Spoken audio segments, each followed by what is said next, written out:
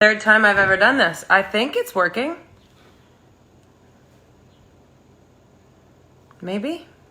I don't know. I can't tell. Oh, it looks like it's working. Hi. Jason Carter, Lewis, Joshy Duff, hello. Let's see if Renaud is here yet. I can't see if he's here yet. Let's see. Sorry if you're staring at my nose at this moment. But I have to figure this out, and I'm really bad at it. Where are you, Renaud? I'm just gonna sing really bad songs to you guys while you... Renaud, did you send me a request? If everybody else could not... Oh, there you are. Add. Look at this, you guys. I have a great nose. It's fine. Thanks, Lily. Oh, You did it. I'm so proud of us. yeah, that's good. Hi. Hey, how are you? I'm really good. I'm really, really good. Where are you? I'm in Libourne next. You know we have been eating this summer near Bordeaux, Libourne, in Got my it. house. How are you guys doing? Going well with this COVID-19. It's not that easy. I think it's probably the same thing for you. So, but yeah, so far so good. Nobody is probably in our family. Nobody has been touched. I know Everyone's that you. healthy? Good. Yeah, I know that you had some problem with. Is it okay for you now? We're okay. It's a roller coaster you can't get off of, but we're okay. Sorry, that's my coffee Okay. machine. Are the Okay. kids driving you crazy? Yeah, yeah. Bottles. Hey, you decided the time, so I get to drink champagne at 11:30. Thank you for doing this. There's no reason that I wanted to do this other than it's really fun. Thank you all for joining us. So far, there's Yeah. almost about 600 people watching right now. The thing I love about wine is that you're never done learning. There's always that I'm an infant in all of this, and like from the time we've been together, this towel is wet.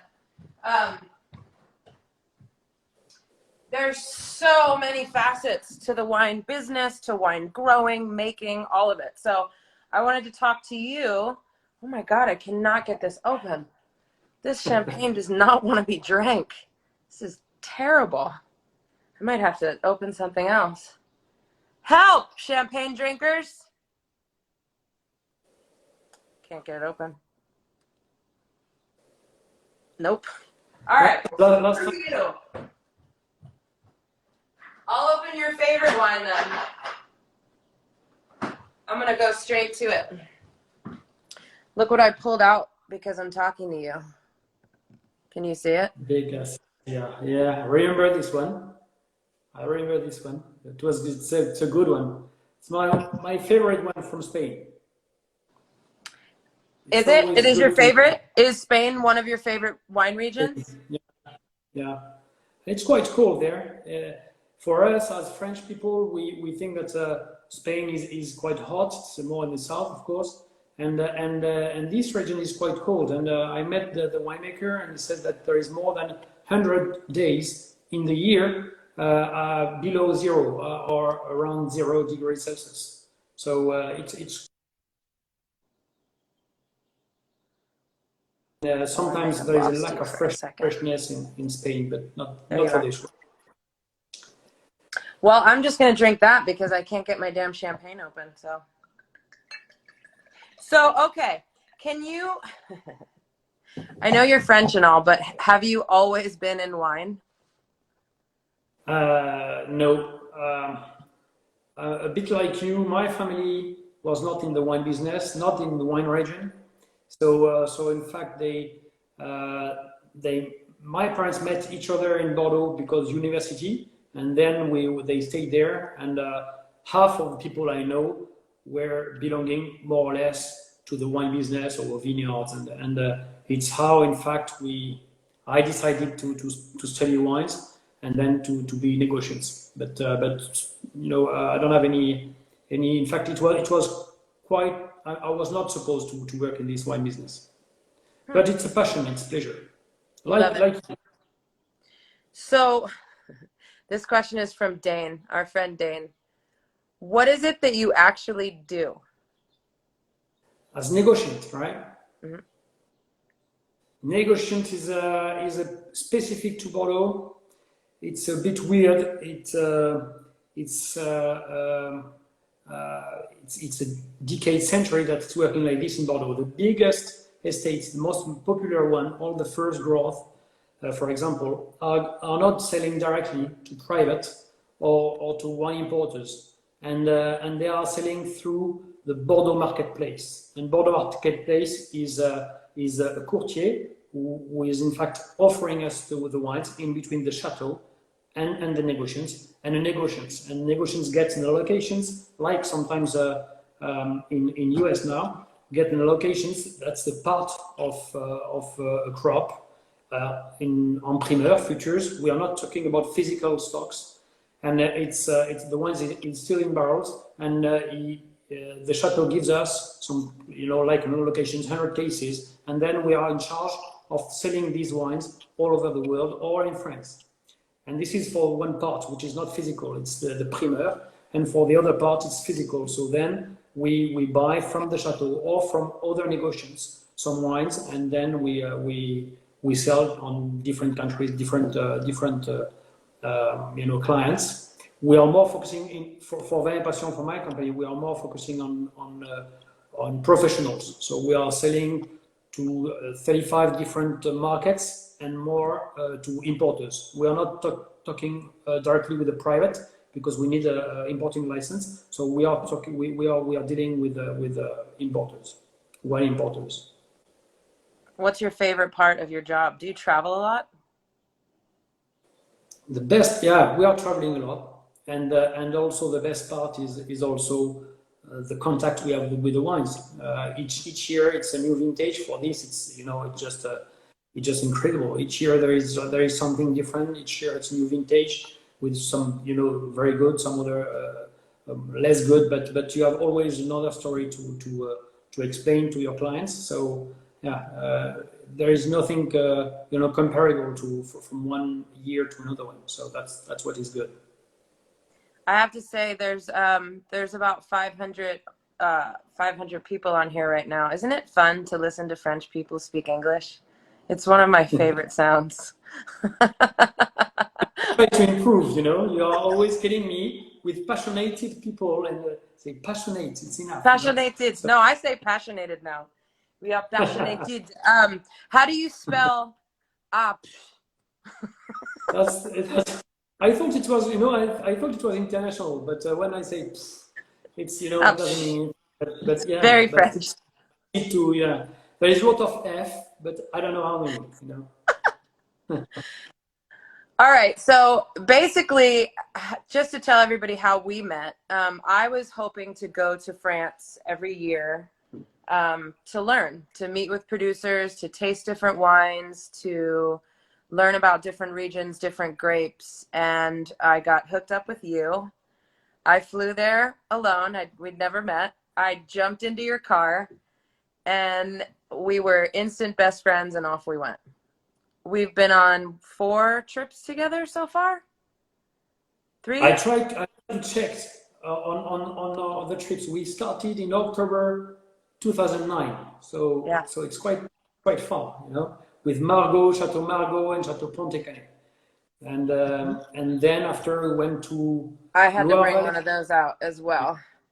Shout out Pontet-Canet. That's right, 2010. Yeah. Yeah, we've had some fun. The first trip was the big houses, the Margaux, Pontet-Canet. We went to Petrus, didn't we? Petrus, Yquem. And then we went to Cheval Blanc, which that's the year that became one of my favorite wines ever. And also the great variety. It's a lot of Cabernet Franc and with Clos Rougeard, and what you are doing, your Cab Franc are just gorgeous. So Well, Clos Regard, that was probably my favorite wine visit of all time, maybe. Yeah, Chateau it was Doucette was real. pretty lovely, but Charlie, the funniest thing was before we went in, you said, "Listen, you're either going to be here 15 minutes or you're going to be here all day." And I was like, "Oh God." Mm. That was complicated for me because I didn't know Charlie at all. I go through one of his good friend, Stéphane de Renoncourt, who is wine consultant, and he get the visit with Charlie because it was Charlie, you know, the man of the wine, and we had to meet Charlie. And Charlie says it's 10 years I didn't do any visits. So I'm just sharing some technical information with neighbors or other growers, but I'm not doing any business visit or whatever. And I say, yeah, but it's a bit special. And when we first met in his near his house, he said, but I know, I think I told you. He said, okay, I'm doing this because my friend asked me to do it. But if I get bored after 5 minutes, I would invite you to go away.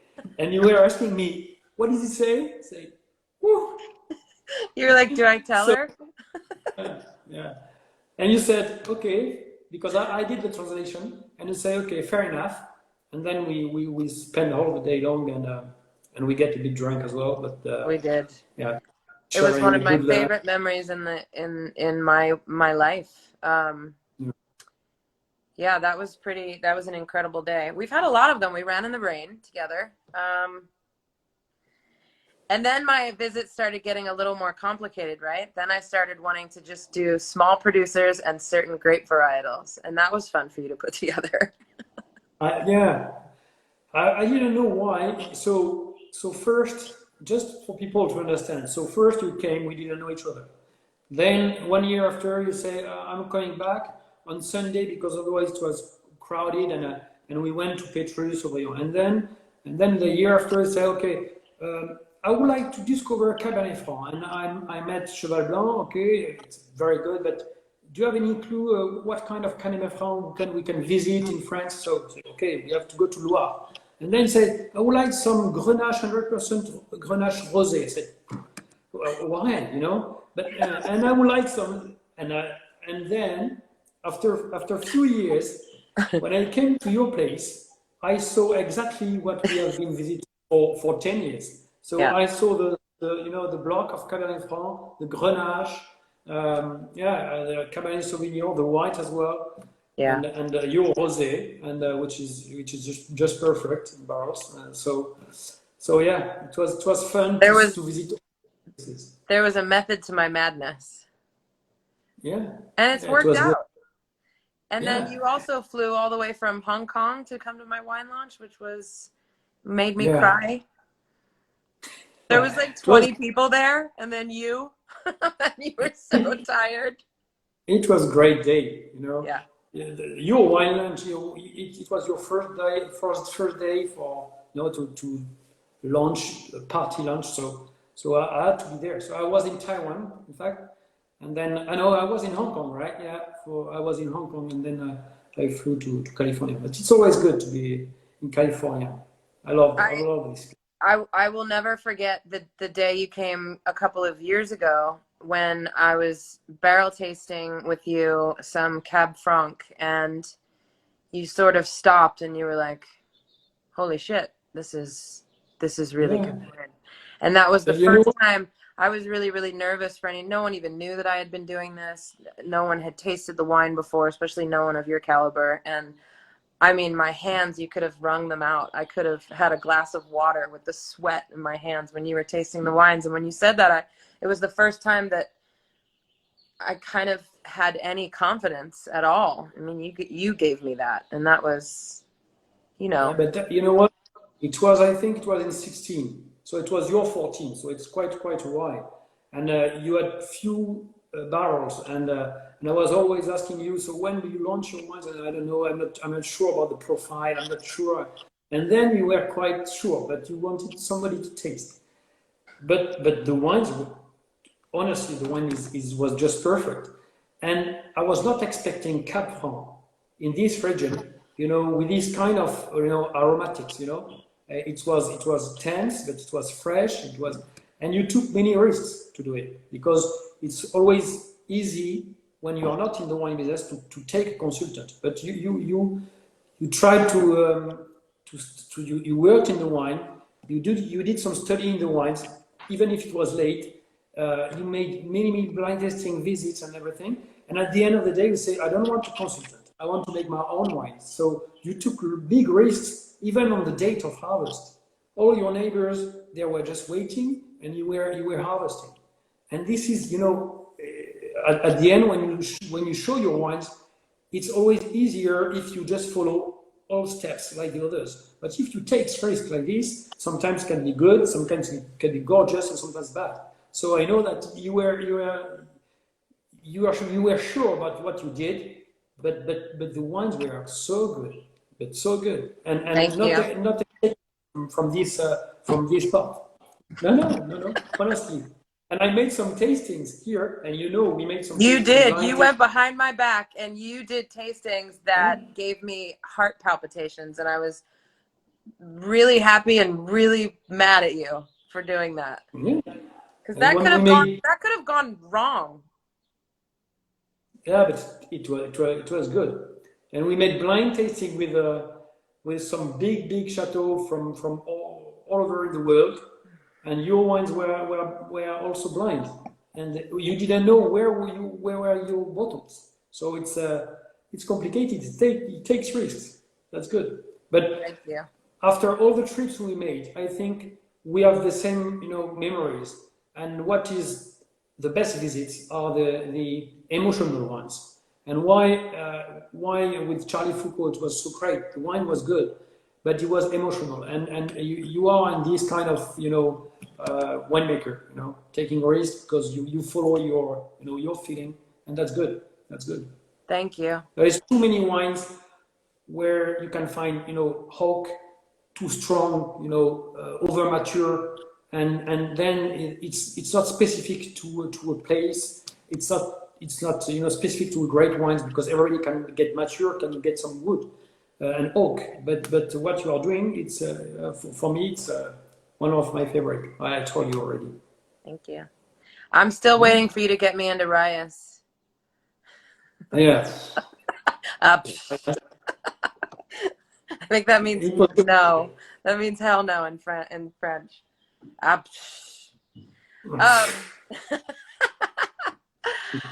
So if you were stranded on a deserted island, and you could only take one bottle of wine or one case of the same wine, if you're me, because I'm not going with one bottle, what would that be? So other than Two Wolves, of course. So okay. Is it a hot island? Because if I take some, and you have a fridge, do you have a fridge? So let's say one of my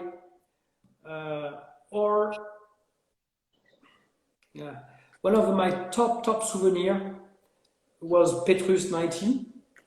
Not it's because Petrus, but Petrus 1990 is very specific. It's something no comparison with other wines. I don't know. They did something very strong, and the wine is strong, concentrated, but fresh, well balanced. You think it's a 3 years old wine, and it's already 20, 30 years. So it's this is a great wine. But after I think alone, even on a desert island, to taste the wine, I think the wine has to be chilled. So we have to chill, and I have more in mind. Dip it in the ocean for like a half an hour. Just leave it in the ocean for a half an hour. Yeah. Half an hour, okay. Enough for one bottle. Okay. Mine, I don't know. I mean, I would be upset if someone asked me that question because it's impossible to answer. But that was a good answer. I have not had that wine. I don't know. I always say Chave, maybe. Yeah. Have you tasted their very specific cuvée Catalan? No, you have to do it. It's the story is the Chave is Côte Rôtie, and they have a spot, and sometimes this spot give grapes they can't blend with the others because the final blend is less good if you blend all together, and if you put all the wines to the Côte Rôtie normal and Catalan, if you don't blend them, both wines are better. So they are doing this, I don't know, 2-3 times a decade, and it's also something very specific. Catalan, you have to taste if you have the possibility to find a bottle, because it's quite Okay. rare, but I know you will find them. Where should we go next?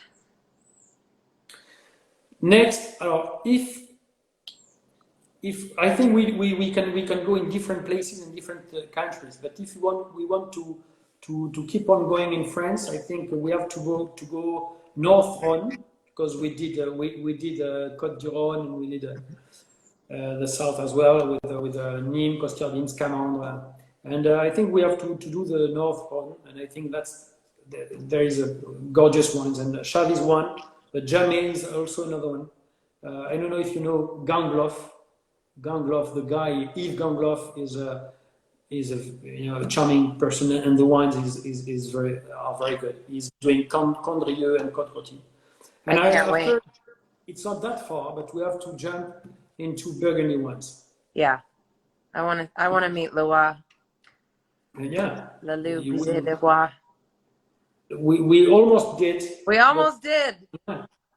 But it was for I think the problem of the terrorist attack in Paris, and then you cancelled everything, which was normal, and there is no plane anymore. Yeah. But the visit was planned, so you have to come back quickly. Come back. So, plane. How do you think that this whole coronavirus moving forward? None of us know what the world's going to look like, what travel looks like. How do you think it affects, first of all, your business, and then also the wine business in general? So our business is complicated because we are dealing mostly with foreign markets, foreign for friends. So most of the countries now are in bad situation with this COVID-19. In Hong Kong, they had a second wave of COVID-19 contaminations. But in Asia, they are quite good because they had the SARS. They had in 2003 they had already some problem with this, and I think they know how to behave. They already have masks. They know how to behave. They know how to locate people, which are ill, and then they can put them just in a place, and so I think Asian countries are going to recover, and for us it's big markets. But for European markets, for American markets and US, I think it's problematic. So I don't know how it's going to affect our business on long term. To be honest, I don't have any idea. Yeah, we don't know yet. I think we can see a trend. Probably I'm alone to think this, but we can see a trend, which is the positive, aspect of the COVID-19. It's on pollutions. It's on taking planes for whatever reasons, and organic wines or stuff, or eating some local products, farm. So I don't know. It will probably affect our business when you are selling some food or some wines, probably in this way. I'm not sure the world is going to be comparable after COVID-19 and before. I think it's going to be a big difference. What do you think? I did a lot of pruning this year. Yeah, I saw. Which, we lost our cruise for quarantine, and we weren't finished pruning. So, I'm glad I know how to do it. I had been spending a lot of time this year getting into different pruning methods and learning more about sap flow and how are we. I mean, do you remember Christine? She was the first person that. Where was that again? Where were we? We were in Gigondas. Okay. In Rhône. She's amazing, but she was the first person to ever sort of say the word sap flow, and she's completely biodynamic, And that property is incredible. She's incredible. Her chickens are incredible. Her family's incredible. But, you know, this was before I had ever pruned a single vine in my life. So I could only understand so much of what she was saying. But now that I understand it, I do understand that we're making cuts. We're making scar tissue in these living vines. So I was actually really glad that it was just me out there for days and days and days and days. It's beautiful to be out in nature and to be farming, and it's my favorite part. Moving forward, yeah, we're going to have to do things really differently. We don't know what harvest is going to look like. We've missed our spring release. We're going to catch up. We're going to have one, but you know, we're hand bottling and doing everything ourselves. So it's different, but in a way it's like going back to the beginning and rolling your sleeves up. And that's what people do, right? We roll our sleeves up. Human beings are resilient, and we'll figure out a way, and we'll figure out a better way. And I think we'll help each other more. Yeah. I think that's what's come out of this. Yeah, that's important. We are, Christine, for example, she was talking about this, you know, where the vineyard is taking place, take her own, you know, earth to make with the concrete tanks, you know. So for us, she gives, it makes sense, you know, to work and with these vineyards like this, and yeah, I think it's going to be different. And first, you remember first thing we did with Christine? No? We tasted dirt. It was 9 in the morning, and we started eating, you know, tasting the earth, you know, Yeah. 3 different times. We tasted 3 different types of soil. That was the first thing. And then the second thing was to take our shoes off and hold hands and sing a song. I was like, can you be my mom? Can you adopt me? You are my spirit animal.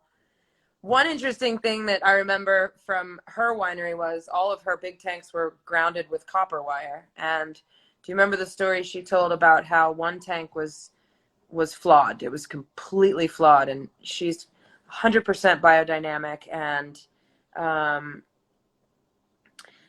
you know, she's not going to add the things that someone else would add, but she does have a consultant that believes in adding everything, that believes in throwing the kitchen sink at the wine if there's a problem. And she put the wines in front of him, and he said, this tank is flawed. You have to fix it, whether that's fining or sterile filter, whatever. And so she thought about it for a while. She was like, well, what if I take the lees from that tank and just put it in that tank? And then 3 months later, he came back, and she put the wines in front of him, and he thought that she had followed his advice, and he was like, see, I told you. She was like, yeah, totally. But it was really important for me to meet her and to hear that, because, you know, when you only know enough to be dangerous, like myself, you have to take risks because you don't know any better. And sometimes it's great to be able to think outside of the box and not follow the beaten path. I mean, there are reasons why everybody does certain things, but there's also rules that can be broken. Yeah, look at Munir. You know, remember Munir? We tasted some grapes fermenting for 1 year, and in their, you know, concrete, or I don't know, tanks. You know, He had and 5-year. Didn't he have Grenache that was 5 years in amphora clay, unopened? Yeah, exactly. And he wanted me to open it and taste it. I was like, I don't wanna. But it was good. It was delicious. Yeah, we've had some fun. Thank you so much for being my friend and for being amazing and for doing this. I'm glad I was able to teach someone else finally something technological. Yeah, and we have to plan the next trip. I can't wait. Yeah. Thank you very much for inviting me. I love you to pieces. Give my love to your family. Thank you very much. Hug everybody. I will. Bye. Thank Bye. you. Bye. Thank you, everybody. Bye. Thank you. Isn't he the best? All right, I figured I'd end up. Thank you guys for joining. That was really fun. This is my 3rd Instagram live ever. And maybe I'll find some other awesome people. There's so many wonderful, wonderful, wonderful people in the wine world. Farmers, growers, makers, thinkers, sellers. drinkers. But I figured I could answer a couple of questions if anybody has any. Do you ever see, oh, I lost your name, Tama Ryan?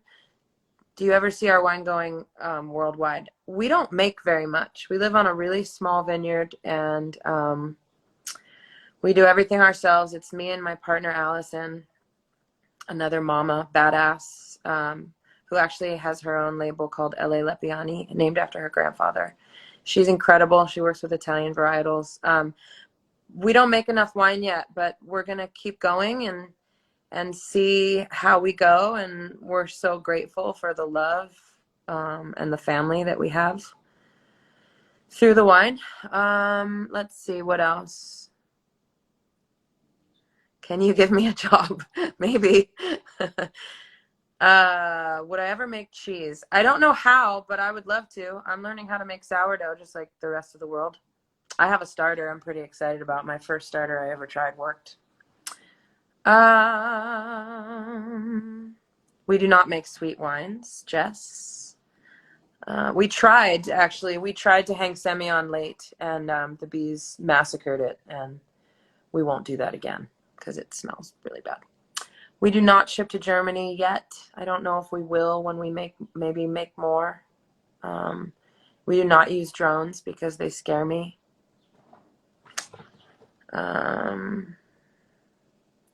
Second favorite thing to drink, beer. I like IPA. Third favorite thing to drink, Amaro. I have this awesome. Oh, let me show here. Oh no, maybe champagne. I don't know. Hold on.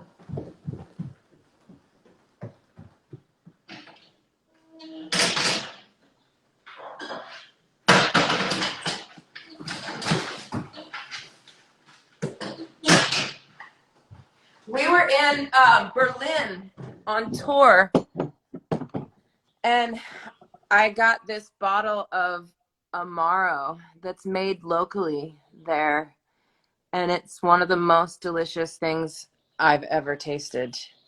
And I also love this label, and I wish I could get more, but I don't know how. So if anybody knows how to get their hands on this, thank you. I'm glad you love the Cab Sauv. I love it too. I'm so happy. Anything else? I should probably start drinking. Happy birthday, Dana.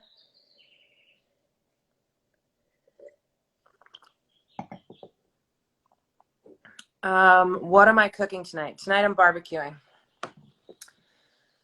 Is that wine? Yes, at noon. It's a little early for red wine for me, but screw it. Oh, somebody else likes the Petit Verdot. Thank you. What's my favorite whiskey? Macallan. As many years as possible. I'm sore from the workout. How fun was that? I'm keeping the kids and Carrie quiet because I kicked them out of my house. That's why I'm still talking to you guys. Because do you hear that? Shh, listen. Hear that? Right now, I am drinking Vega Sicilia Unico 2006, which is a blend of Tempranillo and Cabernet Sauvignon, from what I remember. And it is delicious. And I am feeling better, thank you. My favorite's champagne. That's a hard one, but maybe Saint-Chamond. I like really yeasty, funky, oxidated champagnes. I like funky everything. That's why I'm trying to get into Reyes. Thank you, guys. I hope you liked that. I have no idea why we did it, but I think it was fun. So thank you for joining. Happy Saturday. I wish I could give you all a big, big hug right now. Talk to you soon.